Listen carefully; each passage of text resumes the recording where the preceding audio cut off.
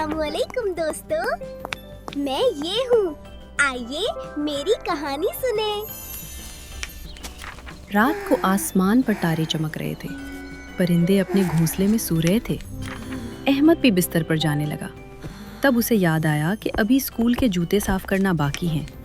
वो उठा और जूते साफ करने लगा ताकि कल स्कूल वक्त पर पहुंच जाए। मुझे उम्मीद है कि आपको मेरी कहानी पसंद आई होगी। अलविदा दोस्तों, अगली बार मिलते हैं। अस्सलामुअलैकुम दोस्तों, मैं ये हूँ। आइए मेरी कहानी सुने।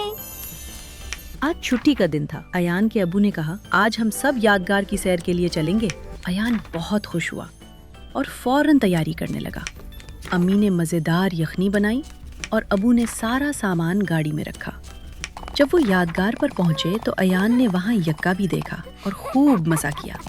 मुझे उम्मीद है कि आपको मेरी कहानी पसंद आई होगी। अलविदा दोस्तों, अगली बार मिलते हैं।